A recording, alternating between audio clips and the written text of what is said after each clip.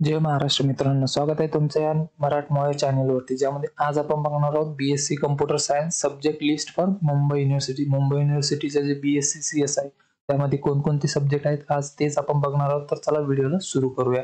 तर बघा, पहिल्या सेमिस्टरमध्ये तुम्हाला कम्प्युटर ऑर्गनायझेशन अँड डिझाईन हा एक सब्जेक्ट असतो. त्यानंतर प्रोग्रामिंग विथ पायथॉन हा एक सब्जेक्ट असतो. त्यानंतर असतो फ्री अँड ओपन सोर्स जे सॉफ्टवेअर्स असतात त्याच्याविषयी तुम्हाला इथे शिकवलं जातं.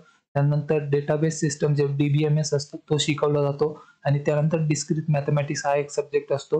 हे असतं फर्स्ट सेमिस्टरमध्ये. त्यानंतर सेकंड सेमिस्टरमध्ये प्रोग्रामिंग विथ पायथॉनचा ॲडव्हान्स पार्ट तुम्हाला इथे शिकवला जाईल. त्यानंतर लिनक्स सिस्टम जे असतं, लिनक्स ऑपरेटिंग सिस्टम, त्याविषयी शिकवलं जाईल. त्यानंतर डाटा स्ट्रक्चर असतं. त्यानंतर कॅल्क्युलस असतं, हा एक मॅथमॅटिकल सब्जेक्ट आहे. त्यानंतर statistical method and introduction to probability. तर हे सब्जेक्ट असतात BSc CS मध्ये. आणि याच्या रिलेटेड काही डाऊट आणि क्वेश्चन असेल तर तुम्ही कमेंटमध्ये विचारू शकता. मी तिथे नेहमी रिप्लाय देत असतो.